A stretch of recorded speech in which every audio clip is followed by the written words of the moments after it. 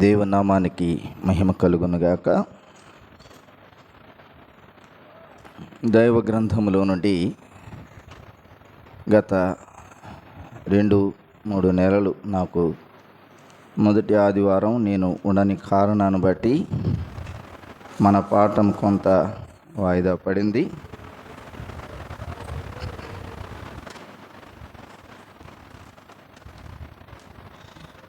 దైవ గ్రంథంలో నుండి అపోస్తులుడైనటువంటి పౌలు తిమోతికి రాసిన మొదటి పత్రిక 3వ అధ్యాయం. అపోస్తులుడైన పౌలు తిమోతికి రాసిన మొదటి పత్రిక 3వ అధ్యాయం 14-15 వచనాలు చదువుకుందాం. శీఘ్రముగా నీ యొద్దకు వత్తునని నిరీక్షిస్తున్నాను. అయినను నేను ఆలస్యం చేసిన ఎడల దేవుని మందిరములో అనగా జీవము గల దేవుని సంఘములో జనులు ఎలాగూ ప్రవర్తింపవలెనో అది నీకు తెలియవలనని ఈ సంగతులను నీకు వ్రాయుచున్నాను. ఆ సంఘము సత్యమునకు స్తంభమును ఆధారమునై ఉన్నది. చిన్న మాట ప్రార్థన చేసుకుందాం. ప్రేమ కలిగిన దేవా, ఈ సమయంలో నీ పక్షాన్ని నిలబడిన నిష్ప్రయోజక నీ దాసును ఆదుకోండి. చేరొచ్చిన వారందరికీ మాకు కావలసినటువంటి ఆత్మీయ ఆహారం దయచేయమని క్రీస్తు ప్రభువు నామముని ప్రార్థించి వేడుకొనుచున్నాం తండ్రి, ఆమేన్. మంచిది. మనం చదువుకున్నటువంటి తిమోతికి రాసినటువంటి మొదటి పత్రికలో 3వ అధ్యాయం 14-15 వచనాలలో సంఘము అపోస్తులుడైనటువంటి పౌలు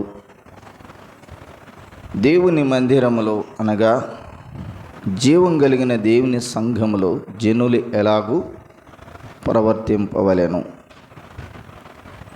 అది నీకు తెలియజేయవలనని ఈ సంగతి వ్రాయుచున్నాను అంటూ, ఆ సంఘము సత్యమునకు స్తంభమును ఆధారమునై ఉన్నది. సంఘము సత్యమునకు స్తంభం ఆధారమునై ఉన్నది. ఈ 2 వచనాలలో అపోస్తులుడైనటువంటి పౌలు వ్యక్తిగతంగా తిమోతికి రాసిన ఈ పత్రికలో గత కొన్ని నెలల నుండి నాకు ఇవ్వబడిన మొదటి ఆదివారంలో ఈ సందేశాలు వింటూ ఉన్నాం. సంఘము అనేది అది సత్యమునకు స్తంభము ఆధారమునై ఉన్నది అనే మాట చూస్తూ ఉన్నాం. ఇది ఏ సంఘము అంటే ఇక్కడ 2 మాటలు అంటే నేను చాలా నెలలైంది కనుక మరలా ఒక్కసారి ఉపోద్ఘాతం తెలియపరిచి నా పాఠంలోనికి వెళ్ళిపోతాను.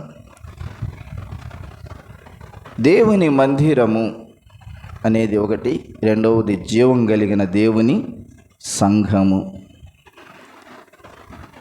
2 మాటలు పౌలు ఇక్కడ పరిశుద్ధాత్మని ద్వారా తెలియపరుస్తూ ఉన్నాడు. దేవుని మందిరం ఏమిటి, జీవము కలిగిన దేవుని సంఘం ఏమిటి, ఒకే మాట ఆయన తెలియపరచవచ్చు కదా.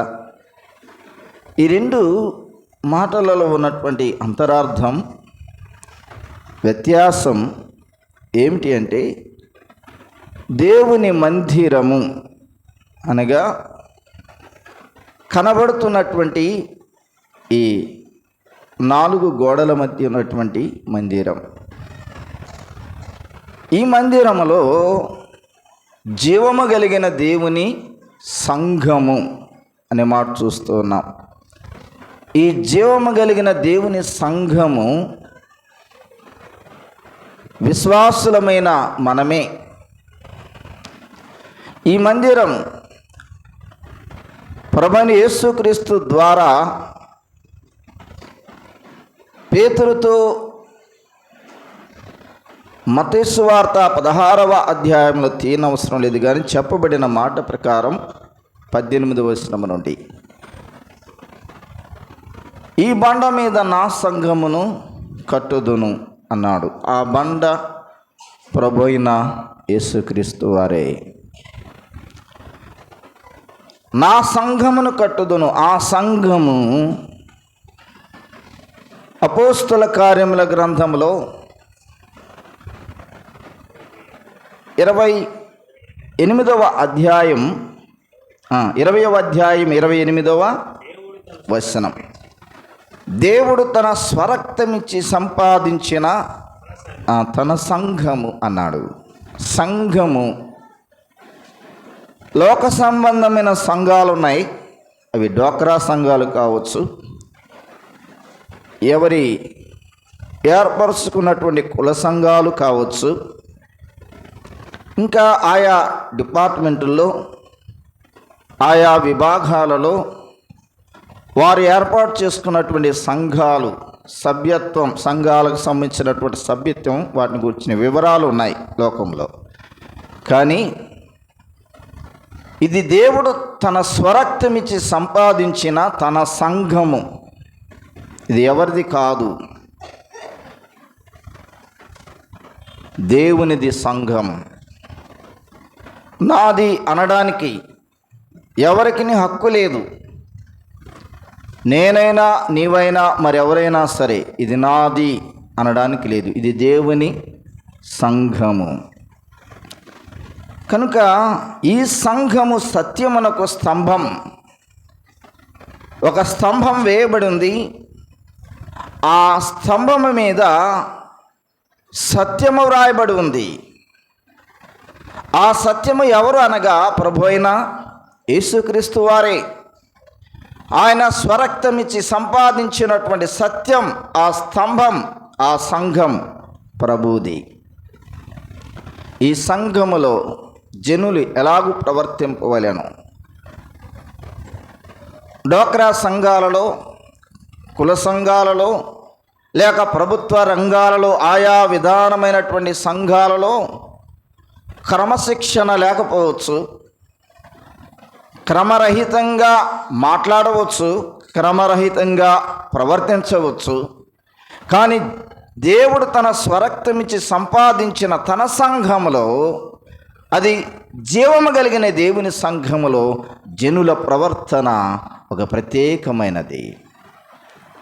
స్త్రీలైనా, పురుషులైనా, పిల్లలైనా, ఎవరైనా సరే దేవుని సంఘములోనికి వచ్చినటువంటి వారు వారి ప్రవర్తన నియమాలి, వారి ప్రవర్తన విధానం, వారి మాట తీరు అన్నీ మార్చబడాలి. వేరు సంఘాలలో, ప్రభుత్వ రంగాలలో, కుల సంఘాలలో, ఇంకా ఆయా రీతులుగా ఉన్నటువంటి సంఘాలలో ఉన్న ప్రవర్తన నియమావళి ఇక్కడ ఉండడానికి లేదు. ఇది క్రమశిక్షణతో కూడిన నియమావళి. మాట, ప్రవర్తన, ఇంకన్నీ అవి జీవము కలిగిన దేవుని సంఘమని మనము గుర్తెరగాలి. ఈ విభాగంలో వరుస క్రమములో మనం ధ్యానం చేస్తున్నటువంటి విభాగం దేవుని సంఘములో స్త్రీల యొక్క బాధ్యత, స్త్రీలు ఎలాగుండాలి అనే దాని మీద మనం మాట్లాడుకుంటూ వచ్చాం. ఇంకా సబ్జెక్ట్ ముగింపు కాలేదు. ఈయన ఎప్పుడు చూసినా ఈ సంఘాన్ని గురించి స్త్రీల మీదే మాట్లాడతాడు అని మీరు అనుకుంటారేమో. కానీ సంఘం యొక్క సిద్ధాంత క్రమములో ఆ సబ్జెక్టును అనుసరించి సంఘం యొక్క విధానాన్ని, జీవం కలిగిన దేవుని సంఘాన్ని గూర్చిన సంగతులు మనం చెప్పుకోవాల్సిందే, దీనికి లోబడాల్సిందే. తిమోతికి రాసిన మొదటి పత్రికలో 2వ అధ్యాయం 11-12 వచనాలలో స్త్రీలు మౌనముగా ఉండి సంపూర్ణ విధేయతతో నేర్చుకొనవలెను. స్త్రీ మౌనంగా ఉండవలసినదే కానీ ఉపదేశించుటకైనను పురుషుని మీద అధికారం చేయుటకైనను ఆమెకు సెలవియ్యను. మొదటి కొరింథీయులకు రాసిన పత్రిక 14వ అధ్యాయం 34వ వచనంలో కూడా మనము చదువుకుందాం.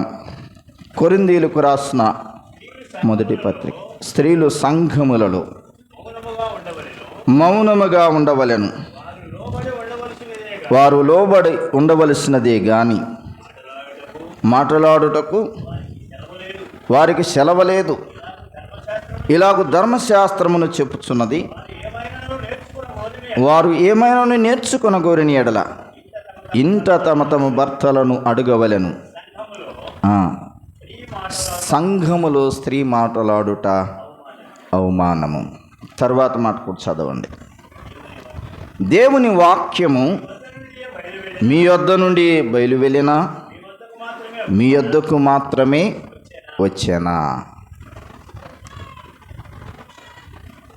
ఈ స్త్రీ మౌనంగా ఉండాలి, సంఘంలో స్త్రీలు మౌనంగా ఉండాలనే ఈ సబ్జెక్ట్ మీద ఇప్పటికే చాలా అంశాలు మాట్లాడటం జరిగినది. అదే కోవలో స్త్రీ ఆయా సంఘాలలో, ఆయా మిషనరీ సంస్థలలో, వేల మంది ఉన్నటువంటి సభలలో పురుషులు కానీ స్త్రీలు కానీ కలిసి ఉన్నటువంటి ఆయా సభలలో కానీ మందిరాల్లో కానీ స్త్రీలు నిలబడి వాక్యం చెప్తూ ఉన్నారు. అవి చూస్తూనే ఉన్నాం మనం. దీనికి సంబంధించి మనం అర్థం చేసుకోవాల్సింది ఏమిటి? మీ భావన ఎలాగుంది? కొద్ది సంఘం మంది, వేల మంది ఉన్న సంఘం వారిది, లక్షల మంది ఉన్న సంఘం వారిది, వారు నిలబడి పురుషులందరూ ఉండగా సంఘములో నిలబడి వాక్యం చెప్తున్నారు కదా, నీవేమిటి ఇలాగూ చెప్తున్నావని నన్ను అడగకపోయినా మీ మనసుల్లో అలాంటి ఆలోచన, ప్రశ్న మీకు రేగవచ్చు. కానీ అది క్రమమేనా? దేవుని వాక్యం ఉన్నది ఉన్నట్లుగా చెప్పాలి. దేవుని వాక్యములో ఉన్నది ఉన్నట్లుగా అనుసరించాలి.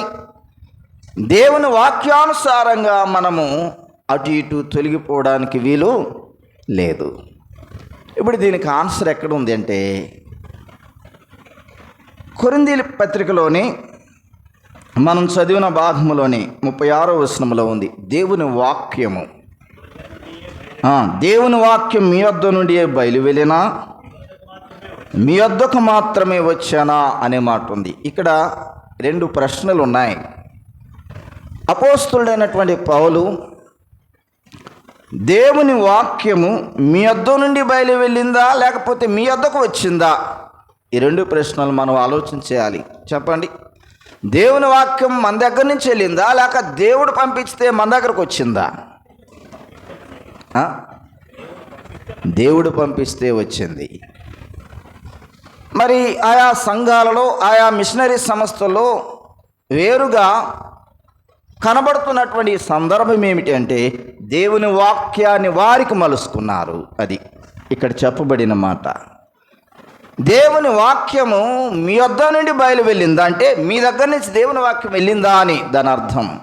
అంటే మీరు మీకు ఇష్టమైనట్లుగా మలుచుకొని, మీకు ఇష్టమైనట్టుగా రాసుకొని, దాని ప్రకారం మీరు దేవుని వాక్యాన్ని మీ వద్ద నుంచి తీసుకుని వెళ్తున్నారే కానీ దేవుని వాక్యం మీ వద్ద నుంచి వెళ్తుంది. కానీ దేవుని వాక్యం మన దగ్గరకు వచ్చింది. ఇది సత్యం. అర్థమవుతుందా నేను చెప్పే మాట? ప్రియమైన సహోదరి సహోదరులారా, వేల మంది సంఘం కావచ్చు, లక్షల మంది సంఘం కావచ్చు, అందరిలో నిలబడి వాక్యం చెప్పవచ్చు స్త్రీ. కానీ దేవుని వాక్యానికి వ్యతిరేకంగా ఏది జరగకూడదు. దేవుని వాక్యం మీ వద్ద నుంచి వెళ్ళిందా లేకపోతే మీ వద్దకు వచ్చిందా అనే ప్రశ్నకు మీరేం చెప్తారు? చెప్పండి, ఏం చెప్తారు? దేవుని వాక్యం మన వద్దకే వచ్చింది. ఏమైనా సందేహం ఉందా? ఏమైనా సమస్య ఉందా? యోహాను సువార్త 1వ అధ్యాయం 1వ వచనములో, ఆదియందు వాక్యం ఉండెను, వాక్యము దేవుని యొద్ద ఉండెను, వాక్యము దేవుడై ఉండెను. 14వ వచనములో, ఆ వాక్యము శరీరధారి అయి కృపా సత్య సంపూర్ణుడిగా మన మధ్య నివసించాను అనే మాట. ఆదియందు ఉన్నటువంటి వాక్యము దేవుని యొద్ద ఉన్నది. ఆ వాక్యము దేవుడై ఉన్నాడు. ఆ దేవుడై ఉన్నటువంటి వాక్యం కృపా సత్య సంపూర్ణుడిగా శరీరధారి అయి 2025 సంవత్సరాల క్రితం నాడు భూమి మీదకి వచ్చాడు. ఆయనే ప్రభు అయిన యేసుక్రీస్తు వారు. వాక్యము మన యొద్దకు వచ్చిందంటే క్రీస్తు ప్రభువారు మన యొద్దకు వచ్చాడు. ఈ భూమి మీదకి వచ్చాడు. ఆయన సత్యాన్ని బయలుపరిచాడు. కొందరు శిష్యులను ఏర్పాటు చేసుకొని సువార్త ఎలాగ ప్రకటించాలి,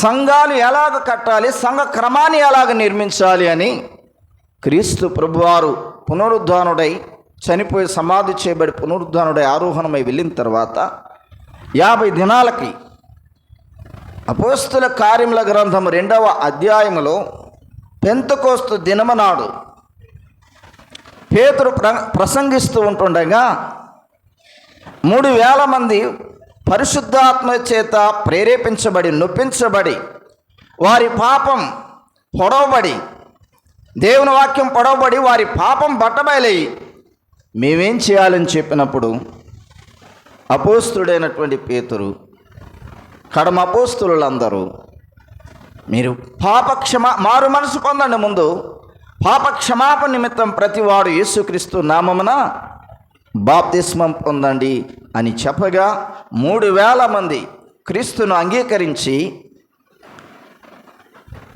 నమ్ముకొని బాప్తిస్మ పొంది వారు సంఘముగా చేర్చబడ్డారు.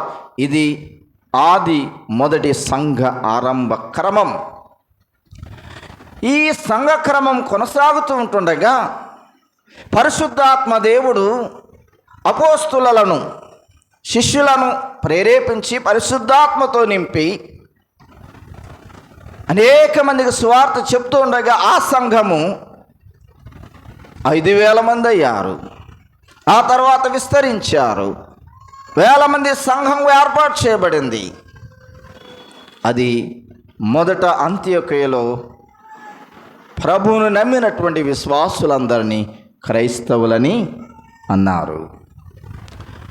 యెరూషలేము సంఘం క్షమాభివృద్ధి చెందుతున్నటువంటి ఆ దినాలలో ఆ తర్వాత సంఘం హింసించబడింది. క్రీస్తు శకం 70వ సంవత్సరంలో ఆ సంఘం హింసకు గురై చెదిరిపోయారు. చెదిరిపోయినటువంటి యూదులకు లేక చెదిరిపోయిన అన్యులకు యాకోబు తెలియచేశాడు. యాకోబు పత్రికలో అపోస్తుడైనటువంటి పౌలు తన 2 పత్రికలలో తెలియచేశాడు. కనుక అపోస్తులుడైనటువంటి పౌలు ద్వారా కడమ అపోస్తులుడిగా ఎంచబడి దేవుని చేత దమస్కు మార్గమున పిలువబడి దైవ దర్శనాన్ని పొంది ఆయన పొరలు రాలబడి కండ్ల పొరలు రాలబడి తిరిగి ఆయన రూపాంతర అనుభవంలోనికి వచ్చిన తర్వాత అపోస్తుడైనటువంటి పౌలుని దేవుడు ప్రత్యేకించుకున్నాడు అపోస్తలుడిగా. ఆ అపోస్తలుడు ద్వారా 3 సువార్త దండయాత్రలు జరిగాయి. అది అపోస్తుల కార్యముల గ్రంథములో మనం చూస్తాం. ఇది చాలా పెద్ద పాఠము. ఈ 3 సువార్త దండయాత్రల్లో అపోస్తుడైనటువంటి పౌలు మొదటి సువార్త దండయాత్రలో పౌలు బర్నబా సువార్త యాత్రలో కొనసాగారు. పౌలు శీలలో కొనసాగారు. ఆ తర్వాత వేరే సంగతులు కానీ సంఘాలు ఏర్పడ్డాయి. ఆ సంఘాలే గలతీ సంఘం, రోమా పట్టణంలో ఉన్న సంఘం, కొరింథీ సంఘం, ఫిలిప్పీ సంఘం, ఎఫెసీ సంఘం, కొలస్సే సంఘం, ఆ తర్వాత వ్యక్తిగతంగా పత్రికలు రాయబడ్డాయి, వ్యక్తిగతంగా కొన్ని గృహాలు ఏర్పడిన సంఘాలు ఉన్నాయి. హెబ్రీస్ పత్రిక, తర్వాత ఫిలోమోను పత్రిక, ఇట్లా కొన్ని సంఘాలకి ఏర్పాటు చేయబడినటువంటి పత్రికలు మనం చూస్తాం. అంటే గృహాల్లో ఏర్పాటు చేయబడిన సంఘం ఆ తర్వాత ప్రత్యేకించబడి మందిరంగా కట్టబడిన సందర్భాలు ఉన్నాయి. అయితే అపోస్తలుడైన పేతురు ద్వారా సువార్త చెప్పబడి స్థాపించబడినటువంటి మొదటి ఆదికాలపు సంఘం అది నేటి వరకు కొనసాగుతుంది. ఇప్పటి వరకు ఇది జీవము కలిగిన దేవుని మందిరం, దేవుని సంఘం. ఈ సంఘములో సిద్ధాంతకరమైనటువంటి బోధ ఉంది. క్రమము లేని విధానం లేదు సంఘములో. ఈ సంఘానికి క్రమం ఉంది. అందువలన దేవుని వాక్యము దేవుని యొద్ద నుండి మన యొద్దకు వచ్చింది, కానీ మన దగ్గర నుండి దేవుని యొద్ద లేక బయటికి వెళ్ళలేదు. అంటే మనము వ్రాయబడిన దైవ గ్రంథంలో దేవుని వాక్యానికి మనకు అనుకూలంగా మార్చుకోవడానికి లేదు అని దాని అర్థం. నీకు అనుకూలం చేసుకోవడానికి లేదు. వాక్యములో ఉన్నది ఉన్నట్లుగా మనం అనుసరించాలి, ఆచరించాలి. ఆ సిద్ధాంత క్రమాన్ని నొక్కి ఒక్కి చెప్పాలి, దాన్ని అవలంబించాలి మనం. అంతే. మన పూర్వీకులు ఏర్పాటు చేసినటువంటి ఈ క్రమం వాక్య సిద్ధాంతం మీద కట్టబడిన క్రమం. దీన్ని తారుమారు చేయడానికి లేదు. కనుక అలాగైతే దేవుని వాక్యం మీద మనం లక్ష్యం ఉంచాలి. పేతురు 2వ పత్రిక 1వ అధ్యాయం 19-21 వచనం చదువుతారా? పేతురు 2వ పత్రిక 1వ అధ్యాయం 19-21. మరియు ఇంతకంటే స్థిరమైన ప్రవచన వాక్యం మనకున్నది. తెల్లవారి వేకువ చుక్క మీ హృదయములో ఉదయించు వరకు ఆ వాక్యము చీకటి గల చోటను వెలుగుచ్చు దీపమైనట్టున్నది. దాని యందు మీరు లక్ష్యముంచినడలా మీకు మేలు. దేని యందు చెప్పండి? దేని యందు లక్ష్యం ఉంచాలి? వాక్యమునందు లక్ష్యం ఉంచాలి. ఎవరి దగ్గరకు వెళ్ళి వారి విధానాల మీద లక్ష్యం ఉంచడం కాదు. వారు అలాగూ చేస్తున్నారు కాబట్టి మనం కూడా చేయాలా అని నెగిటివ్ కోణంలోకి వెళ్ళటం కాదు, కానీ దేవుని వాక్యం ఎలాగుంది ఆ వాక్యం మీద లక్ష్యం ఉంచాలి మనం. తర్వాత 20లో ఒకడు తన ఊహను బట్టి చెప్పుట వలన లేఖనములలో ఏ ప్రవచనము పుట్టదని మొదట గ్రహించుకునవలెను. ఎలయనగా ప్రవచనము ఎప్పుడును మనుషుని ఇచ్చను బట్టి కలగలేదు, కానీ మనుషులు పరిశుద్ధాత్మ వలన ప్రేరేపింపబడిన వారై దేవుని మూలముగా పలికిరి. దైవ గ్రంథమైన బైబిల్ గ్రంథం 66 అధ్యాయాలు కలిగినటువంటి ఈ పుస్తకం దైవజనులు, ప్రవక్తలు దేవుని పరిశుద్ధాత్మ చేత ప్రేరేపించబడిన వారై ఇవి వ్రాయబడిన సంగతులు. ఎవరికి ఇష్టం ఇచ్చినట్లుగా వారు వ్రాసిన సంగతులు కాదు ఇవి. అందువలన దేవుని వాక్యం మీద లక్ష్యం ఉంచాలి, వాక్య సిద్ధాంత క్రమానికి మనం లోబడాలి అనేది దైవ గ్రంథములో మనం చూస్తూ ఉన్నాం. ప్రకటన గ్రంథం 22వ అధ్యాయం 18-19. ఈ గ్రంథమందున్న ప్రవచన వాక్యములను అయ్యా పెద్దగా చదవండి. ఈ గ్రంథమందు ఈ ప్రవచన వాక్యములను విను ప్రతివానికి నేను సాక్ష్యం ఇచ్చినది ఏమనగా, ఈ మాట గమనించండి, ఎవడైనను వీటితో మరి ఏదైనాను కలిపిన యెడల ఈ గ్రంథములో వ్రాయబడిన తెగుళ్ళు దేవుడు వానికి కలుగుజేయును. ఎవడైనను ఈ ప్రవచన గ్రంథమందున్న వాక్యములలో ఏదైనాను తీసివేసిన యెడల దేవుడు ఈ గ్రంథంలో వ్రాయబడిన జీవవృక్షంలోను పరిశుద్ధ పట్టణంలో వానికి పాలు లేకుండా చేయను. ఇక్కడ 2 మాటలు చూస్తూ ఉన్నాం. ఈ గ్రంథంలోని ఏదైనా వాక్యాన్ని తీసివేస్తే, లేక వాక్యాన్ని మనకు అనుకూలంగా చేసుకుంటే అది తీసివేసినట్టు లెక్క. లేదు, ఉన్న వాక్యానికి ఇంకొకటి కలిపితే అది కూడా ప్రమాదమే. ఉన్నది ఉన్నట్లుగా చదవాలి, ఉన్నది ఉన్నదానట్లుగా మనం ఆచరించాలి అని దాని అర్థం. లేకపోతే తెగుళ్ళు వస్తాయి. నీ ఇష్టంగా నా ఇష్టంగా జరిగించేది కాదు దేవుని వాక్యం. దేవుని వాక్యం మన యొద్దకు వచ్చింది, దేవుని వాక్కు మన యొద్దకు వచ్చిందని మనము గ్రహించాలి. అలాగైతే మీరు అంటారు, స్త్రీల పరిచర్య ఏమిటి సంఘములో, ఎలాగూ పరిచర్య చేయాలి, వారి వీరి విధానాలు మనకు అవసరం లేదు, దేవుని వాక్యం మనకు అవసరం. లూకా సువార్త 8వ అధ్యాయం 3వ వచనములో, లూకా సువార్త 8:3లో అనేక మంది స్త్రీలు ప్రభువుతో కలిసి తమ ఆస్తితో ఉపచారం చేసిరి అనే మాట ఉంది. యేసుప్రభువు వారు శరీరధారిగా ఉన్న దినాలలో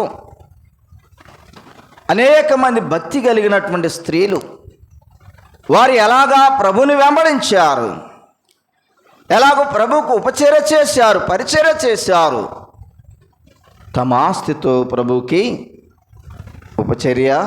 ఉపచారం చేసిరి అనే మాట ఉంది. ఇదొక సేవా విభాగంలో ఇదొక పరిచర్య విధానం, స్త్రీలు చేసిన పరిచర్య.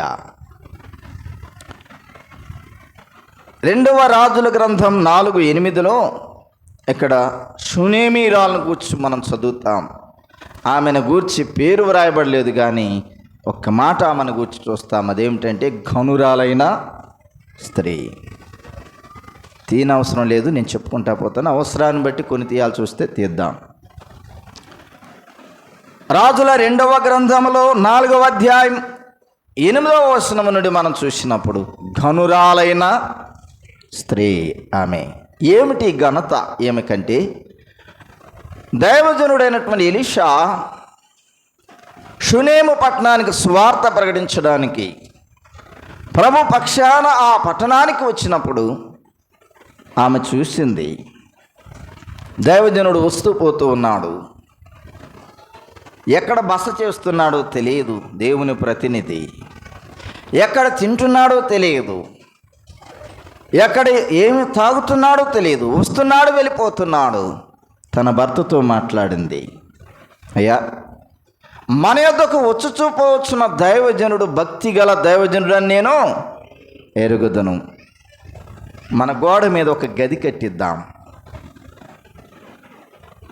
అతడు వచ్చుచూపోవచ్చు ఉన్నప్పుడు మన దగ్గర బస చేస్తాడు, విశ్రాంతి తీసుకుంటాడు. అతని కొరకు భోజనపు బల్ల ఏర్పాటు చేద్దాం. అతని కొరకు ఒక చక్కటి విశ్రాంతి తీసుకోవడానికి మంచం ఏర్పాటు చేద్దాం. దీపస్తంభం వెలుగు, వాక్యం చదువుకోవడానికి, ప్రార్థన చేసుకోవడానికి దీపస్తంభమును ఏర్పాటు చేద్దాం. గది ఏర్పాటు. ఏం గది ఇది చెప్పరే? దేవుని సేవకుడు వచ్చినప్పుడల్లా ఉండే గది. ఎవరికైనా ఇలాంటి ఆలోచన వస్తుందా?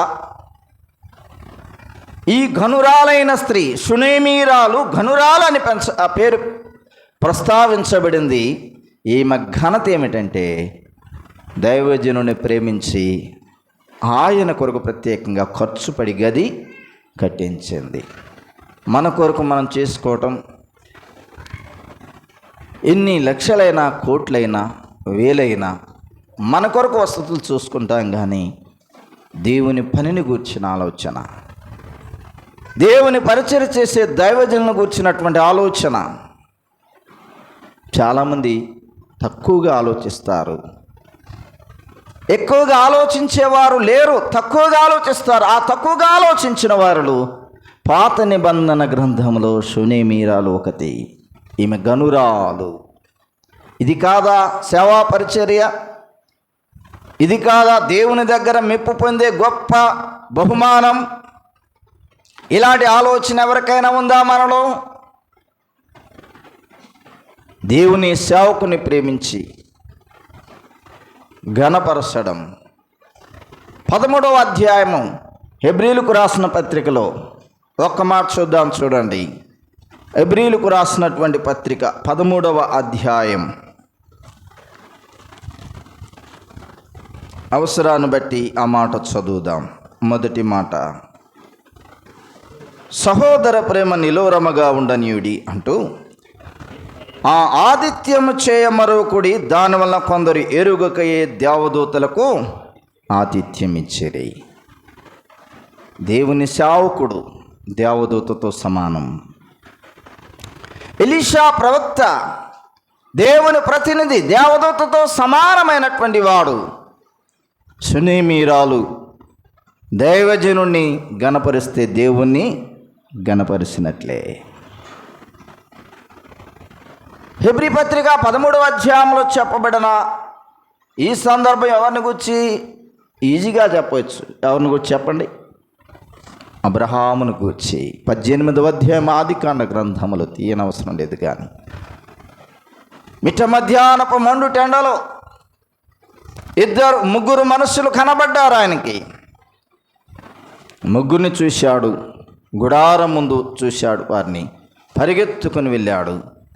మా ఇంటికి రండి, కాళ్ళు కడుక్కోండని నీళ్ళిచ్చాడు, తుడుచుకోండి అని తువాలిచ్చాడు. తన భార్య అయిన శారాకు చెప్పాడు, అమ్మా వీరి కోసం విద్యుత్ సిద్ధం చేయి. శారా ఏమంది చెప్పరే? ఏమంది? చేసిందా? భలేవాడు అయ్యా, ఇంత ఎండలో వచ్చినో లేదు, అటు నుంచి అటు పంపితే పోయేది కదా నువ్వు, నాకెందుకయ్యి శ్రమ అన్నదా? చెప్పండి. మనమైతే శారాస్థానంలో ఎలాగుంటాం? 3 మానికల పిండి కదా, క్రొవ్విన లేగదూడ పనివారికి ఇచ్చింది, సిద్ధం చేయమంది. 3 మానికల మెత్తని పిండి ఆమె ఏం చేసింది? రొట్టెలు చేసింది. 3 మానికలు అంటే ఎంత చెప్పండి? 1 కేజీ చేయడానికి అల్లాడిపోతారు. కేజీ, పావు కేజీ కాదు, కేజీ. నేను ఎందుకు ఈ మాట చెప్తున్నానంటే, దేవుని పక్షాన వచ్చినటువంటి దేవుని ప్రతినిధులను, దైవజనులను దేవదూతలతో సమానంగా ఎంచాడు అబ్రహాము. అబ్రహాము ఏ కోణములో ఏ ఆతిథ్యాన్ని ఇచ్చాడో అదే కోవలో శారా కూడా విధేయతగా చూపి కష్టపడి పరిచర్య చేసింది. ఇది శారా పరిచర్య కాదా? దేవుని పక్షాన శారమ్మ చేసినటువంటి గొప్ప పరిచర్య ఇది. దేవుని కొరకై ఎన్ని పరిచర్యలు మనకు సహోదరులకి అప్పగించబడ్డాయి అన్నాడు. అంతా ఆరగించిన తర్వాత, భుజించిన తర్వాత మేము వెళ్ళిపోతాం, టైం అయిపోయింది, మేము వెళ్తాం. కానీ మీదటికి ఇదే సమయానికి శారా ఏమన్నాడు అక్కడ? శారా గర్భవతి. గుడారంలో ఉండి నవ్వింది. ఎవరో? శారమ్మ. చూసారా? దేవుని దీవెనలు వచ్చేటప్పుడు కొంత అనుమానం కూడా ఉంటుంది కొంతమందికి, ఎందుకంటే అప్పటికి చాలా సంవత్సరాలైంది. ఖచ్చితంగా అదే సమయానికి శారా గర్భములో నుండి ఎవరు వచ్చారు? ఇస్సాకు. ప్రియమైన సహోదరి సహోదరులారా, పాత నిబంధన గ్రంథములో అనేక మంది భక్తి కలిగిన స్త్రీలు, సోదరీలు దేవుని కొరకు చేసిన పరిచర్యలు మనం చూస్తాం. ఎప్పుడైనా ఇంటికి పిలిచి ప్రార్థన చేయించుకున్నారా దైవజనులను? వారికి కావలసినటువంటి ఆతిథ్యం ఇచ్చారా? చాలామంది అనుకుంటారు, ఈ దేవుని సేవకులు వస్తే అది ఇది అడుగుతారు, అవి ఇవి పెట్టమంటారు, అసలు పిలవకుండా ఏ సమస్య లేదు అనుకునే వాళ్ళు కూడా ఉన్నారు. మీరున్నారు లేరు, కానీ కొన్ని ప్రాంతాల్లో అనుకున్న వారు ఉన్నారు. పేర్లు చెప్పను నేను. ప్రభువైన యేసుక్రీస్తు వారు శిష్యులతో చెప్పాడు, మీరు వెళ్ళండి, ఇద్దరిద్దరుగా వెళ్ళండి. మీ పాదాలు ఏ గృహములో, ఏ గ్రామములో మీ పాదాలు అడుగు పెడతారో అక్కడ దీవెన. మిమ్మల్ని చేర్చుకున్న వారికి, ఈ నా సహోదరులను ప్రేమించి గిన్నెడు సన్నీళ్ళు ఇస్తే పరలోకంలో మీ ఫలమది. ఏది? గిన్నెడు సన్నీళ్ళే. ఫలవు పెట్టమని లేదు, ఇంకేవేవో గారెలు బూరెలు చేయమని లేదు, ఓన్లీ నీళ్ళే కదా. గిన్నెడు సన్నీళ్ళు ఇస్తే పరలోకములో ప్రతిఫలం పోగొట్టుకోరు అన్నాడు. అంటే దేవుని సేవకులను ప్రేమించే విధానంలో ఉన్న ఆశీర్వాదం అది గొప్పది. ఇది స్త్రీలకు ఉన్నటువంటి పరిచర్య విధానం. ప్రభువైన యేసుక్రీస్తు వారు శరీరధారిగా ఉండగా లూకా 8:3 ఆయనకు తమ ఆస్తితో వారు ఉపచారం చేసి, కొన్ని పేర్లు అక్కడ ప్రస్తావించబడ్డాయి. వారందరూ ప్రభువుతో కలిసి ఉపచారం, పరిచర్య చేశారు. 10వ అధ్యాయం 42 లూకాసు వార్తలో, 10వ అధ్యాయం 42 లూకాసు వార్తలో మనం అక్కడ ఒక మాట చూసినట్లయితే ప్రభు మార్తాతో అన్న మాటను మనం జ్ఞాపకం చేసుకుందాం. త్వరగా తీసి చదవండి. అందుకు ప్రభు,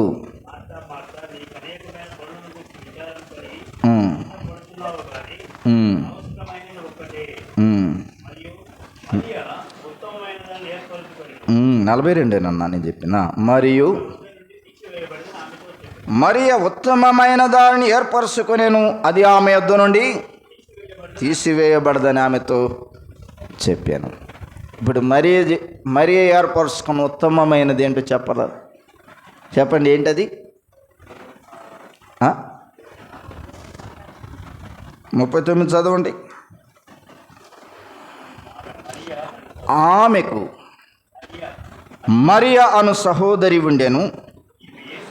ఈమె యేసు పాదముల యొద్ద కూర్చుండి ఆయన బోధ వినుచుండెను. ఇది కాదా మరియ ఏర్పరచుకున్న ఉత్తమమైన మార్గం? యేసు పాదముల యొద్ద కూర్చొని ఆయన చెప్పే బోధ వినుచున్నది. మౌనంగా ప్రభు సన్నిధిలో, ప్రభు పాదాల యొద్ద కూర్చొని మరియ ఉత్తమమైనది ఏర్పరచుకొనేను. ఏదేదో ఆధిక్యతలు కోరలేదు. ఆమె మౌనంగా ప్రభు యొద్ద కూర్చొని ఆయన పాదముల యొద్ద అని ఉంది ఆ మాట కదా. చాలా శ్రేష్టమైన మాట ఇది. ఈమె యేసు పాదముల యొద్ద కూర్చుండి ఆయన బోధ వినుచుండెను. ఎంత రమ్యమైన మాట. ప్రియమైన సహోదరి సహోదరులారా, దేవుని సన్నిధిలో, దేవునితో గడిపే విధానంలో దేవుడు చెప్పే ఆ శ్రేష్టమైనటువంటి సందేశాలు వినడానికి మరే ఏర్పాటు చేసుకుంది. ఇదే మార్గం. ఇదేమిటి? ఉత్తమమైనది. ఉత్తమమైనది అంటే దాని అర్థం ఏంటి? మంచిది అని. మంచిది. ఒక్కొక్క సహోదరి ఒక్కొక్క విధానంలో దేవుని పరిచర్యలో కొనసాగే విధానాలు బైబిల్ గ్రంథంలో మనం చూస్తూ ఉన్నాం. మరే ఉత్తమమైనది ఏర్పరచుకొనేను. మౌనంగా ఉంటారు కొంతమంది. దేవుని వాక్యాన్ని శ్రద్ధగా వింటారు. వారు మైండ్లోనికి ఆహ్వానిస్తారు దేవుని వాక్యాన్ని, హృదయంలో భద్రం చేసుకుంటారు. కొంతమంది కూర్చుంటారు కానీ ఏ వింటారో వారికి తెలియదు, ఏ ఆలోచనతో ఉంటారో వారికి తెలియదు. వాక్యము సరిగా విననటువంటి వారు తొందరపడతారు. వాక్యాన్ని హృదయంలో చేర్చుకోనటువంటి వారు అవిశ్వాసం కనబరుస్తారు అప్పుడప్పుడు. కానీ విధేయతగా మరియ ఉత్తమమైనది ఏర్పాటు చేసుకుని ఆయన పాదాలతో కూర్చొని వింటుందే. ఈ లూకా సువార్తలో కానీ యోహాను సువార్త 11వ అధ్యాయంలో కానీ మీరు తర్వాత చదవండి. మార్తకు మరియకు ఉన్నటువంటి వ్యత్యాసం, మార్త యొక్క తొందరపాటుతనం ఇక్కడ చూస్తాం. ఈ అధ్యాయంలో 11వ అధ్యాయంలో యేసుప్రభువారిని ప్రశ్నించిన సందర్భం కనబడుతుంది మార్త. కానీ మరి అలాగలేదు, మౌనంగా ఉంది అక్కడ కూడా. ప్రియమైన సహోదరి సహోదరులారా, దేవుని సన్నిధిలో నేర్చుకునే విధానం విధేయతతో నేర్చుకోవాలి. అదే స్త్రీలకు ఉన్నటువంటి భాగ్యం. కనుక మరొక మాట చూద్దాం, చూడండి. లూకా 21వ అధ్యాయం 3వ వచనములో యెరూషలేము దేవాలయంలో యేసుప్రభువారు శరీరధారిగా ఉండగా కానుకలు వేస్తున్నారు వరుసగా నిలబడి అందరూ. యేసుప్రభువారు తన శిష్యులతో అంటున్నాడు, కానుకలు వేస్తున్న వారందరిని చూపించాడు. ఈ బీద విధవరాలు అందరికంటే ఎక్కువ కానుక వేసినని మీతో నిశ్చయముగా చెప్పుచున్నాను. ప్రభు అంటున్నమాట. చాలామంది ధనవంతులు నిలబడ్డారు, వారికి ఉన్నటువంటి కలిమిలో కొంత తీసుకొచ్చి వేస్తున్నారు కానుక. కానీ ఈ బీద విధవరాలు తనకున్న 2 కాసులు, తాను ఆ రోజు ఆహారం తినాలంటే పస్తు లేకుండా సమృద్ధిగా తినాలంటే ఆ 2 కాసులే ఆ రోజు వరకు సరిపోతాయి. అవి మరుసటి రోజు కాదు. మళ్ళీ ఈమె ప్రభువుని ప్రేమించిన విధానం, ప్రభు మీద ఆధారపడిన విధానం మనం చూస్తూ ఉన్నాం. తన జీవనమంతయు వేశాను అన్నాడు. ముందు వచనాల్లో ఉంది కదన్నమాట. వారందరూ తమకు కలిగిన కలిమిలో నుండి కానుకలు వేస్తురు, కానీ ఈమె తన లేమిలో తనకు కలిగిన జీవనమంతయు కానుక వేసింది. వారు ధనవంతులు కలిగిన కలిమిలో కొంత వేశారు, ఈమె తనకు కలిగిన లేమిలో తనకు కలిగిన జీవనాన్ని వేసింది. ఇది కాదా దేవుని పరిచర్య? ఇది కాదా దేవుని కొరకు ప్రతిష్ఠించుకునే విధానం? ప్రభువైన యేసుక్రీస్తు వారు ఆమె యొక్క అంతరంగక జీవితాన్ని చూశాడు. దేవుని మీద ఎంత ప్రేమ, మక్కువ, సమర్పణ జీవితం ఆమె కలిగి ఉందో ప్రభు గ్రహించాడు. ప్రభు నోట నుండి ఆమె ఎక్కువ వేసింది పేద విధవరాలు అన్నాడు. ఎంత రమ్యమైన మాట! ప్రియా సహోదరి సహోదరులారా, మనము దేవుని ప్రేమించే విధానం ఎలాగుంది? దేవునికి కానుక సమర్పించే విధానం ఎలాగుంది? రాజుల మొదటి గ్రంథం 17వ అధ్యాయంలో తీయనవసరం లేదు, కానీ ఏలియా ప్రవక్త సారెపతుకు వెళ్ళాడు. భయంకరమైనటువంటి కరువు పరిస్థితులు, ఒక బీద విధవరాలు, ఒకగానొక కుమారుని కలిగి ఉన్నటువంటి ఆమె ఆ దినానికి కాదు, కానీ ఆ పూటకు మాత్రమే కొంచెము పిండి, కొంచెము నూనె ఉన్నది. ఊరి బయటికి వచ్చింది. కొన్ని పుల్లలు ఏరుకొని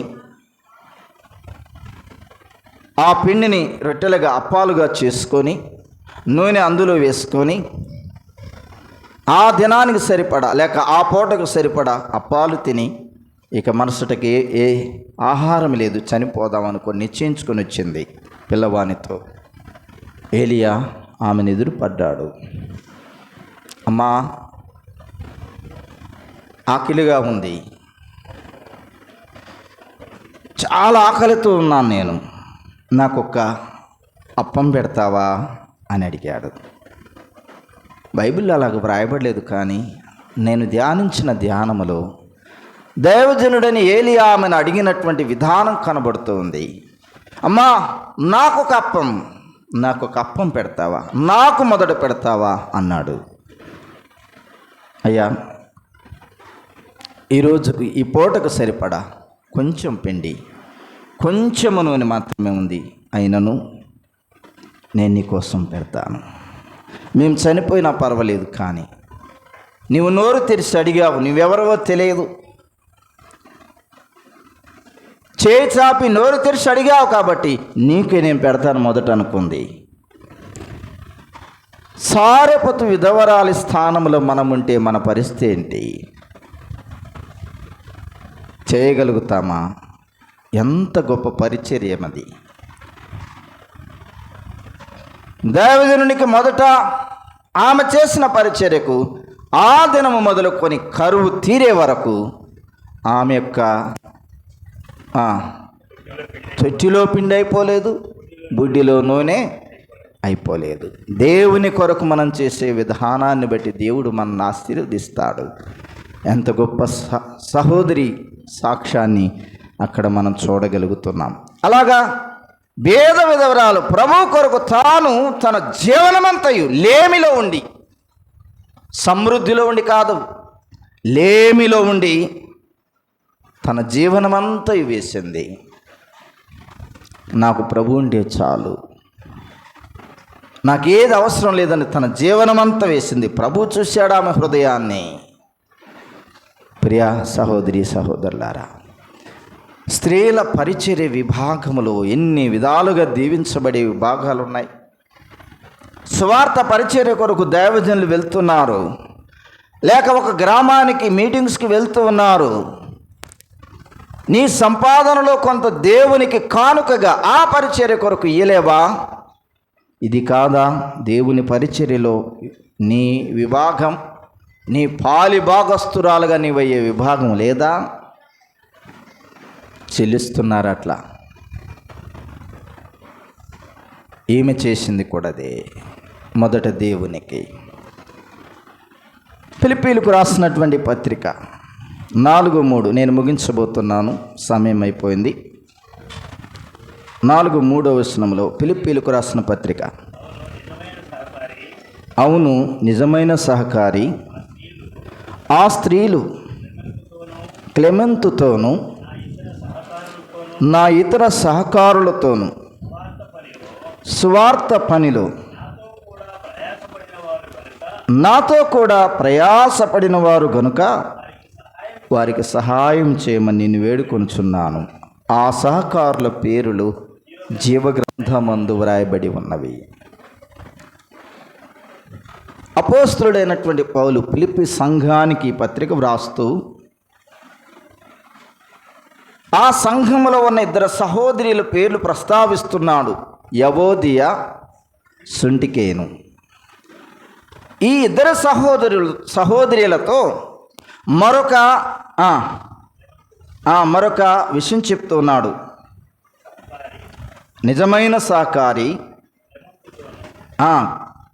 ఆ స్త్రీలు క్లెమెంతుతోనూ నా ఇతర సహకారులతోనూ అన్నాడు. వారి పేర్లేంటి? యవోదియా, సుంటికేను. వారిద్దరిని ఐక్యంగా ఏకమనసు కలిగి ఉండమన్నాడు. క్లెమెంతుతో చెప్తున్నాడు, నా నిజమైన సహకారి. ఆ స్త్రీలు ఎలాంటి వారంటే ఆయన చెప్తున్నమాట, స్వార్థ పనిలో నాతో కూడా ప్రయాసపడిన వారు. ఎంత రమ్యమైన మాట! స్వార్థ పనిలో ప్రయాసపడ్డారు యవోదియా, సుంటికేను.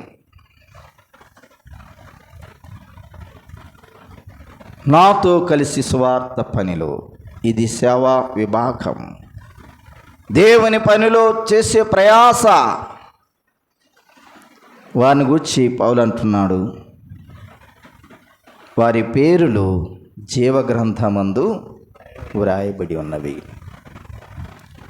ఇలాంటి పరిచర్య సోదరి, నీవు చేస్తే నిన్ను గూర్చి ప్రభు ప్రయాసపడిన వారి లెక్కలో చేరుస్తాడు. రోమా 16:1 రోమా పత్రిక 16వ అధ్యాయం, కెంక్రేలో ఉన్న సంఘ పరిచారకులకు పీబే అను మన సహోదరిని పరిశుద్ధులకు తగినట్లుగా ప్రభునందుకు చేర్చుకొని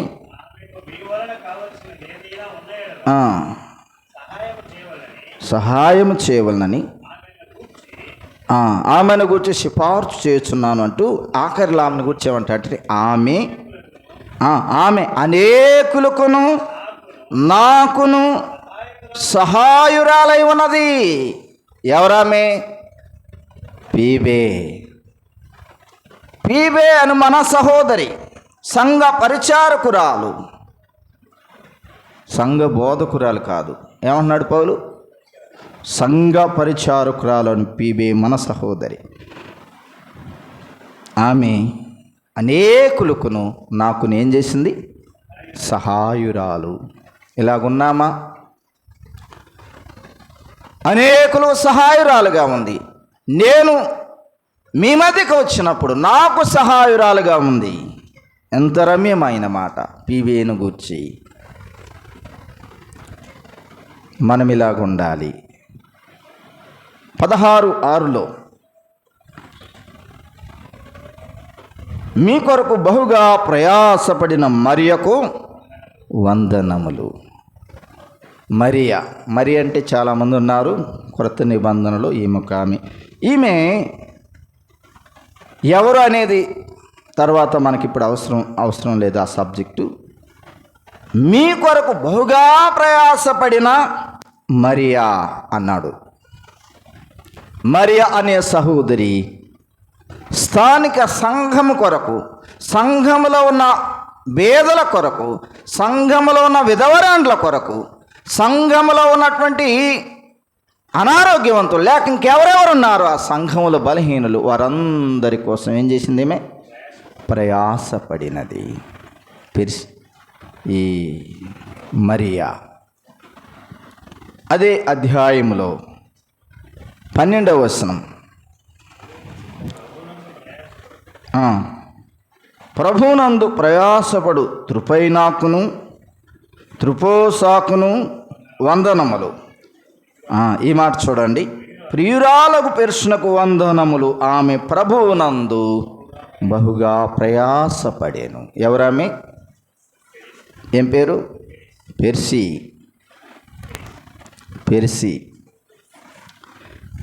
ప్రభువునందు బహుగా ప్రయాసపడింది ఈమె. ఎంత రమ్యమైన మాట.